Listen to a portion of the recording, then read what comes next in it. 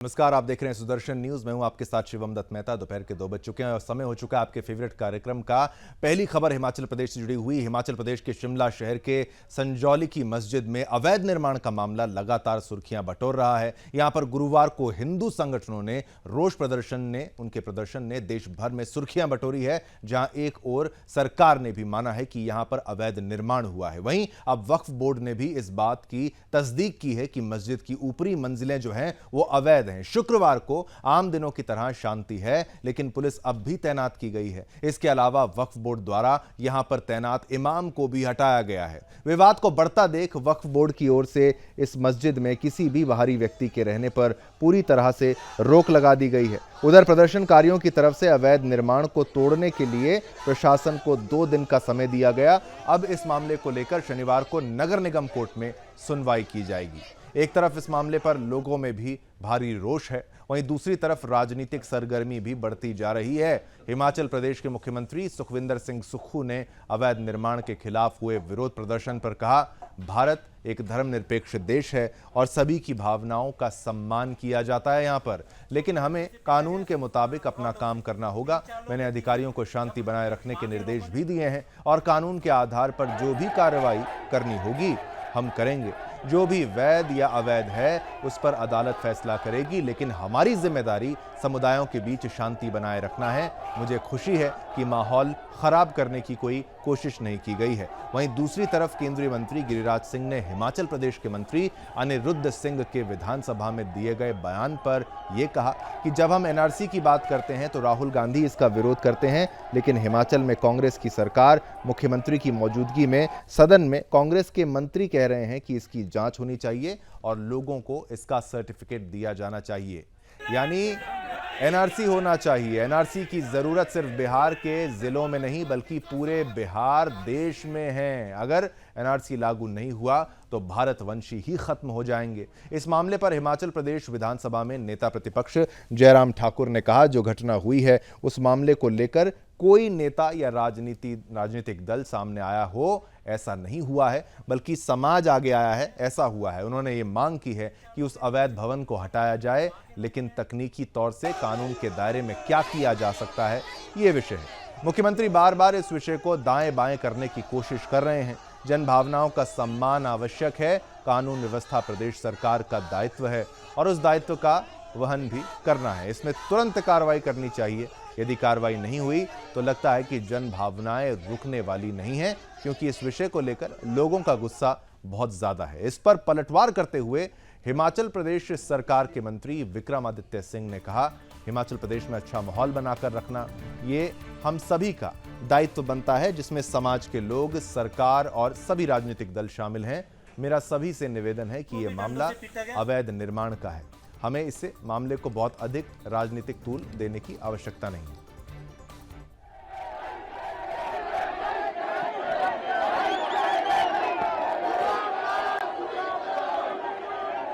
अब तो मैं राहुल गांधी से मांग करता हूं कि विधानसभा के अंदर आपके मंत्री कह रहे हैं, जब हम लोग एनआरसी की बात करते हैं तो आप उसका विरोध करते, लेकिन कांग्रेस की सरकार हिमाचल में, कांग्रेस के मंत्री सदन के अंदर मुख्यमंत्री की उपस्थिति में कह रहे हैं कि इसकी जांच होनी चाहिए और लोगों को इसका एक सर्टिफिकेट देनी चाहिए, यानी एनआरसी होनी चाहिए, national registered certificate. Rahul Gandhi Himachal से शुरू करेंगे, उनकी सरकार है। अब तो पूरे देश में इसकी जरूरत पड़ गई है, पूरे देश में। मैं बिहार से आता हूं। बिहार के 4 जिले ही नहीं बल्कि पूरे बिहार में, पूरे देश में, दिल्ली के अंदर एनआरसी की जरूरत है। अगर एनआरसी नहीं लगा,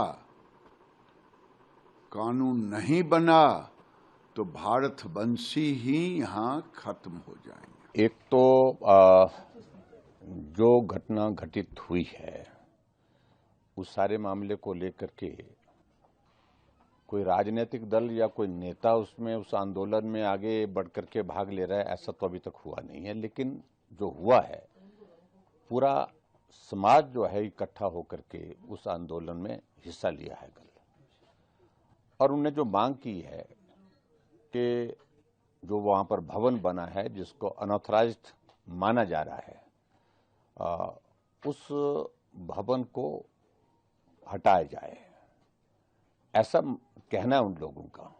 लेकिन जो टेक्निकल सारी चीज़ें हैं, उन सारी चीज़ों में जा कर के कानून के दायरे में क्या कर सकते हैं, ये विषय जरूर होगा। लेकिन बार बार मुख्यमंत्री जी इस सारी चीज़ को दाएं बाएं करने की कोशिश कर रहे हैं। जन भावनाओं का सम्मान मुझे लगता है कि ये भी आवश्यक है। कानून व्यवस्था ये प्रदेश सरकार का दायित्व है, उस दायित्व का निर्वहन उनको करना है। लेकिन फिर भी उसके बावजूद अगर वो अनऑथराइज्ड है और उसमें बड़े स्केल पर जो है वो कंस्ट्रक्शन हुई है, तो उसके पैरामीटर एक जैसे नहीं हो सकते हैं, क्योंकि मैसिव कंस्ट्रक्शन हुई है, मैसिव वो उसका बिल्डिंग का स्ट्रक्चर है। तो अनऑथराइज्ड किसी ने छज्जा बढ़ा दिया, किसी ने थोड़ी बहुत वायलेशन कर ली, वो समझ में आता है। लेकिन ये बहुत मैसिव स्ट्रक्चर है और मैसिव स्ट्रक्चर के खिलाफ मुझे लगता है कि तुरंत इसमें कार्रवाई करनी चाहिए। देखिए, भारत एक सेकुलर देश है, धर्मनिरपेक्ष देश है, सभी धर्मों का सम्मान है। जो भी भावनात्मक घटनाएं होती है, भावना में बहकर नहीं होनी चाहिए। कानून के हिसाब से हमें अपना काम करना है और जिस प्रकार शांतिपूर्वक प्रोटेस्ट हुआ, सरकार पूरी नज़र रखे हुए है और अभी मैं अधिकारियों को भी दिशा निर्देश दिए कि शांति बनाए रखनी है और जो भी आगे कानून के आधार पर जो भी कार्रवाई अगर करनी होगी हम उसको करेंगे। देखिए, ऐसा है कि हिमाचल में अच्छा माहौल बनाकर रखना, शांति प्रिय माहौल बनाकर रखना, ये हम सब का दायित्व बनता है, जिसमें समाज के सब लोग भी आते हैं, सरकार भी आती है और सारे राजनीतिक दल भी आते हैं। तो मेरा सबसे ये विनम्र निवेदन है कि ये जो मसला है, ये एक सब जुडिस मसला है जो म्यूनिसिपल कमिश्नर के कोर्ट में लगा हुआ है और अवैध कंस्ट्रक्शन का मसला है। तो इसमें हमें बहुत ज़्यादा इसको राजनीतिक तूल देने की आवश्यकता नहीं है। हम सबकी भावनाओं की कदर करते हैं। मैंने कल भी कहा था कि हिमाचल में धर्मांतरण का कानून कांग्रेस पार्टी की सरकार ही लेकर आई थी, इसमें कोई दो राय नहीं है। और हिमाचल में जितने भी मंदिरों का निर्माण हुआ है वो भी अधिकतर कांग्रेस पार्टी की सरकार के समय में ही उसमें बजट दिया गया है। तो मैं सबसे ये विनम्र अपील करना चाहूंगा कि कोई भी ऐसा कदम ना उठाए जिससे हमारी शांति प्रदेश के अंदर उसके ऊपर एक प्रश्न चिन्ह लगता है। मामला ये इनकी अपनी वजह से चला, क्योंकि ये इनके जो लोग हैं इन्होंने हमारे एक आदमी का सिर फाड़ दिया जो कि कोटखाई का रहने वाला है और इसी से ये जो है टूल पकड़ा। वरना आज ऐसी कोई प्रॉब्लम तो खैर बहुत पहले से शुरू हो गई थी कि जैसे आप गुरुद्वारे से पीछे से लेकर देखो पूरी सड़क जो है इन लोगों ने कवर होती की हुई। इनके पास ना कोई लाइसेंस, ना कोई लेना ना देना बैठने का। एक आदमी के पास होता है, 10 आदमी उसके पीछे ये आ जाते हैं। और जो ये मस्जिद का मसला है, जब ये विधानसभा के पटल पे रख दिया गया है कि भाई जो ज़मीन है वो हिमाचल सरकार की है, तो इन्होंने तो कब्जा कर रखा है। उसमें आ गया जी वक्फ बोर्ड। वक्फ बोर्ड कहाँ से आ गया? अब ज़मीन जिसकी ज़मीन है मालिक वही रहेगा। उसमें ये नहीं होगा कि भाई मेरा कब्जा हो जाए तो मैं उसका मालिक बन जाऊँगा। तो ये तो एक गलत ढंग से इन्होंने जो है यहाँ पर एक प्रोपोगंडा कर रखा। और प्रशासन भी, बड़ी शर्म की बात है कि 44 पेशियां लग गई और अभी तक फैसला नहीं हुआ। और अगर किसी आम आदमी ने नाजायज किया हुआ होता तो भी बुलडोजर चला देना था इन्होंने। जैसे कि आप आज से 2 महीने पहला नेशनल हाईवे पे लगाया था बुलडोजर। हमारी तो अपनी प्रॉपर्टी थी, हालांकि बोलते हमने एक्वायर की, पर उसमें भी जो है मेरा खुद का मकान उसमें ढहाया गया है। पर यहाँ पर तो जो है इनको कोई नहीं पूछता। अगर हमारा आदमी कोई सहारनपुर में जाके इनको तू भी बोल देगा ना तो आग लगा देंगे वहाँ पर ये। और हमारे आदमी को तो इन्होंने सिर फाड़ दिया उसका बेचारे का, जो कोटखाई का आदमी है। तो उससे पूछो जिसको दर्द होती है। अब अगर हिंदू समाज जो है इनके साथ वैसे तो इसमें मतलब जो समाजवादी है कोई बात नहीं है, पर जब किसी के साथ कोई नाजायज होगा तो सारे आदमी उसके साथ खड़े होंगे। ये जो मामला उठा है ये पूछना चाहिए था, पहले भी बोल रहे थे, हमने कल पहले बार भी आवाज़ उठाने की कोशिश की। अवैध रूप से सड़कों पर बैठ जाते हैं, आने जाने वाले स्कूल के बच्चों को, लेडीज़ को काफ़ी परेशानी होती है। यहाँ पर इतनी मतलब ये आबादी मतलब बढ़ती ही रही है दिन प्रतिदिन, जितने भी बाहर के समुदाय के लोग यहाँ आते ही रहे, जिससे क्या हुआ है यहाँ के लोग बेरोजगार हो गए, ये लोग यहाँ पर अवैध रूप से रोजगार करते रहे। ये जो है ये बहुत ही संवेदनशील मामला है, हैरानी वाला मामला है, और इस मामले को लेकर विधानसभा में आवाज़ उठी है तो कहीं ना कहीं ये तथ्यों पर आधारित लगती है, क्योंकि जो हमारे मंत्री अनिरुद्ध सिंह जी ने बात की है और उन्होंने तथ्यों के आधार पर बात की है, तो मुझे लगता है कि जो उन्होंने बात की है उसके ऊपर जो है गौर करना चाहिए। और जहाँ तक यहाँ पर बात धार्मिक रीजन की आ रही है या कुछ आ रही है, यहाँ पर सभी लोग भाईचारे सौहार्दपूर्ण रहते हैं, लेकिन जो बाहरी राज्यों से जो लोग आ रहे हैं उनका जो आधार कार्ड, आइडेंटिटी कार्ड, ये लेना देना, ये शासन और प्रशासन का दायित्व बनता है, उनको देखना बनता है, उन्हें चेक करना बनता है, वो सारी व्यवस्था जो है वो उनको देखनी चाहिए।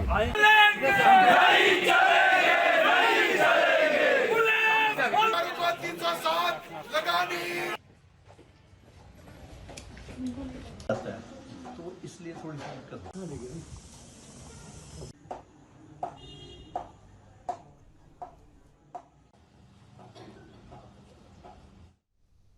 तो देखा आपने किस तरीके से लोकल लोगों का जो आरोप है कि भाई वहां से गुजर रही बहन बेटियों को परेशानी होती है, स्कूल की बच्चियों तक को छेड़ा जा रहा है, और ये बात जो है वहां पर रख भी दी गई है। मंत्री, कांग्रेस के मंत्री के द्वारा लव जिहाद का जिक्र यहां पर किया गया है, लैंड जिहाद की बात तो कही गई है, फिर वक्फ का एंगल सामने आता है। तभी हम बार बार कहते हैं सुदर्शन न्यूज में, वक्फ को खत्म करो, वक्फ का होना जरूरी नहीं है भारत में। क्यों इतना तूल दिया जा रहा है? कानून ही नहीं, अंत होना चाहिए वक्फ का। और ऐसे इलीगल कंस्ट्रक्शन को, उस व्यक्ति के द्वारा कहा गया कि मेरा इलीगल कंस्ट्रक्शन जो बताया जा रहा था उसको गिराने में समय नहीं लगा, लेकिन इतनी पेशियों के बाद भी इस स्ट्रक्चर को हटाया नहीं गया है। यही तो विडंबना है। कार्रवाई जल्द हो, हम भी मांग करते हैं। हम बात करेंगे कोलकाता की और आरजीकर मेडिकल कॉलेज के पूर्व प्रिंसिपल की। जी हां, कोलकाता में आरजीकर मेडिकल कॉलेज के पूर्व प्रिंसिपल यानी संदीप घोष अब चारों तरफ से फंसे हुए नजर आ रहे हैं। वो पूरी तरह फंस चुका है। सही बताएं तो पहले तो संदीप घोष के ठिकानों पर ईडी ने छापेमारी की और अब उसे सुप्रीम कोर्ट से भी बड़ा झटका लग चुका है। दरअसल ईडी की छापेमारी उनके वित्तीय लेनदेन में गड़बड़ी करने के आरोपों के बाद की गई है। संदीप घोष के ठिकानों पर लगभग 100 मेंबरों की एक टीम छापेमारी कर रही है। 6 सितंबर 2024 यानी आज छापेमारी सुबह से ही चालू हो गई थी। ईडी ने संदीप घोष के 3 ठिकानों की तलाश चालू की है। बताया गया है कि इनमें से एक संदीप घोष के रिश्तेदार का घर भी शामिल है। इसमें संदीप घोष के खिलाफ ईडी ने मनी लॉन्ड्रिंग का मामला दर्ज किया है। ईडी ने संदीप घोष के खिलाफ यह मामला अस्पताल में वित्तीय गड़बड़ी करने के आरोपों के बाद दर्ज किया था। उनके ऊपर आरोप है कि उन्होंने अस्पताल की मेडिकल सप्लाई और बायोमेडिकल वेस्ट तस्करी करके बांग्लादेश भेजा है, तो इसका भी बांग्लादेशी कनेक्शन है। संदीप घोष के ऊपर यहां तक आरोप है कि वह लाशों की तस्करी करता था। इस मामले में संदीप घोष के खिलाफ आरजी मेडिकल कॉलेज के ही पूर्व उपाधीक्षक यानी अख्तर अली ने शिकायत दर्ज करवाई थी। अख्तर अली ने उसके वित्तीय अनियमितताओं के अलावा ये भी आरोप लगाया था कि वह यहां ठेके देने में पक्षपात करता है। संदीप घोष के ऊपर भाई भतीजावाद का भी आरोप लगता था। इन्हीं सब कारणों की वजह से संदीप घोष आज ईडी के जाल में फंस चुका है। वहीं दूसरी तरफ अब इस मामले में संदीप घोष को सुप्रीम कोर्ट से झटका लगा है। सुप्रीम कोर्ट ने संदीप घोष के कार्यकाल में वित्तीय अनियमितताओं की सीबीआई जांच के हाईकोर्ट के आदेश में हस्तक्षेप करने से इनकार कर दिया है। यही नहीं, सुप्रीम कोर्ट ने सीबीआई को जांच करने की मंजूरी भी दे दी है। हाईकोर्ट के इस आदेश के खिलाफ संदीप घोष ने सुप्रीम कोर्ट का दरवाजा खटखटाया था। तो देखिए, ये पूरा मामला और झटका दोनों तरफ से। इसी पर और जानकारी देने के लिए हमारी वरिष्ठ संवाददाता और बंगाल ब्यूरो चीफ संगीता झा भी हमारे साथ है। संगीता, इस पूरे मामले में संदीप घोष को ही अब उस पर नकेल कसी जा रही है, सीबीआई उनको छोड़ नहीं रही है, और जो चालाकी से सुप्रीम कोर्ट का दरवाजा खटखटाने का प्रयास किया गया, सुप्रीम कोर्ट से भी झटका लगा। और ये क्या क्या करता था संदीप घोष? ये मानव अंगों की तस्करी करके बांग्लादेश भेजता था, तो इसका भी जो कनेक्शन है वो बांग्लादेश में बैठा हुआ नजर आ रहा है। बांग्लादेश प्रेम यहां पे भी। जी शिवम, देखिए आज ही देखिए जिस तरह से सुबह से आप देखिए ईडी की जो छापेमारी है वो लगभग 6 जगहों पर की गई। जहां देखिए हावड़ा में की गई, हुगली में की गई और कई ऐसे जगह है जहां पर ईडी की छापेमारी की गई।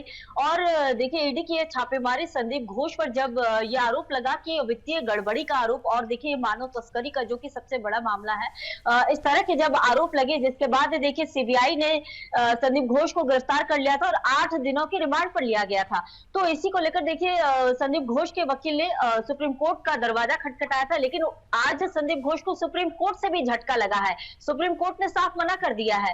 तो ये जो ईडी की छापेमारी हुई, ईडी की छापेमारी के बाद देखिए ईडी ने फिलहाल जो अभी की जो अपडेट आ रही है इसमें ये कहा जा रहा है कि ईडी ने प्रसून चटर्जी जो कि संदीप घोष का करीबी माना जा रहा है, आपको यह बता दूं कि प्रसून चटर्जी को ईडी ने गिरफ्तार कर लिया है और साथ ही अब ईडी अन्य जगहों पर जा रही है, अन्य जगहों पर यानी कि कैनिंग जा रही है, जो कि सूत्रों के हवाले से खबर आई है कि ईडी अब कैनिंग की ओर जा रही है, जहां पर संदीप घोष के अन्य जो ठिकाने हैं वहां जा रही है। सुबह ईडी बेलेघाटा भी गई थी जो कि संदीप घोष का घर है और साथ ही देखिए जब ईडी गई थी हुगली में जहां की उसका जो ससुराल है जहां पर की ताला लगा हुआ था, जिसके बाद ईडी को वापस आना पड़ गया। तो देखिए संदीप घोष पर लगातार जो पहले सीबीआई लगातार तो पूछताछ कर रही थी, लेकिन अब जो है अब ईडी की लगातार जो है ईडी छापेमारी कर रही है। संगीता, और यही कारण है, आप नजर बनाए रखिएगा। और आपने अच्छी बात कही कि ईडी के द्वारा छापेमारी, तो ये कितना बड़ा घोटालेबाज आदमी था ये पता लगेगा। बात एमपी के भोपाल की, जहां से एक जिहादी द्वारा 15 साल की नाबालिग से रेप का मामला सामने आया है। घटना भोपाल की है, जहां 15 साल की दलित को बंधक बनाकर उसके साथ एक जिहादी ने दुष्कर्म की घटना को अंजाम दिया। रेप के बाद तबीयत बिगड़ने पर मामला दर्ज किया गया। पकड़े जाने के डर से जिहादी ने पीड़ित को जान से मारने की धमकी दी। मामले की जानकारी हिंदू संगठनों को हुई। हिंदू संगठनों के एक बड़ा हंगामा किया और हंगामे और प्रदर्शन के बाद पुलिस ने मामला दर्ज किया। इस मामले में हिंदू संगठन ने थाने का घेराव करने के बाद दलित लड़की को न्याय दिलाया, न्याय की मांग की। जिहादी इमरान को 15 साल की दलित नाबालिग चाचा बोलती थी। इमरान ने झांसा देकर अपने फार्म हाउस में उसे बुलाया और बंधक बनाकर दुष्कर्म किया। अब इस मामले में हिंदू संगठनों ने जिहादी इमरान को फांसी की सजा दिलाने की मांग की है। चलिए, इसलिए कहते हैं सतर्क रहिए, ऐसे ही किसी को चाचा मत बनाइए। और ये जो जिहाद चल रहा है, रेप जिहाद भी कहना चाहिए, इससे भी सतर्क रहिए। इसी के साथ आगे दीजिए, आज के कार्यक्रम में इतना ही। मुझे यानी शिवम दत्त मेहता और मेरी पूरी टीम की तरफ से आप सभी को जय हिंद, जय भारत, जय हिंदुस्तान।